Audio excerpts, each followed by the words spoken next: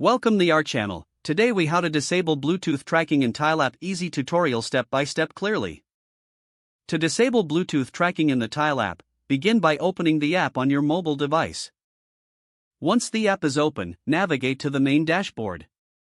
Look for the settings icon, usually located in the top right corner of the screen.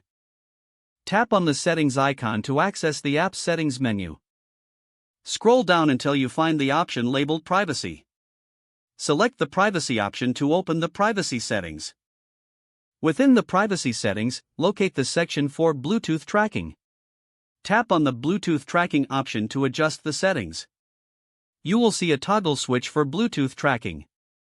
Slide the toggle switch to the left to disable Bluetooth tracking. A confirmation prompt may appear asking if you're sure you want to disable this feature. Confirm your choice to proceed with disabling Bluetooth tracking. Once completed, you should see a message indicating that Bluetooth tracking is now off. Exit the settings menu by tapping the back button or the home icon. You have successfully disabled Bluetooth tracking in the TileApp. If the page does not load, refresh the browser or try again in a private or incognito window. Make sure you are using the correct email address, then retype it carefully to avoid small typos. If your password is not accepted, use the reset option and create a new strong password you can remember.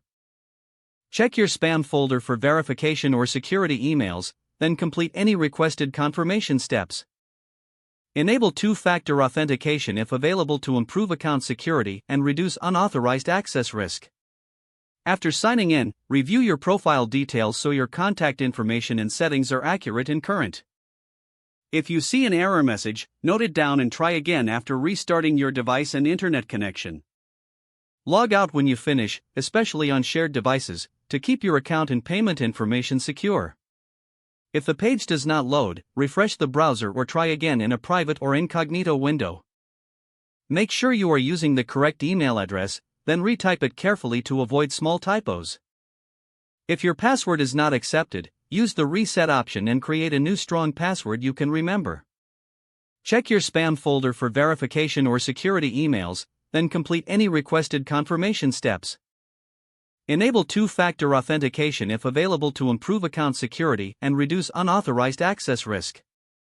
After signing in, review your profile details so your contact information and settings are accurate. If you see an error message, note it down and try again after restarting your device and internet connection. Don't forget to like this video and subscribe to our channel for more step-by-step tech guides.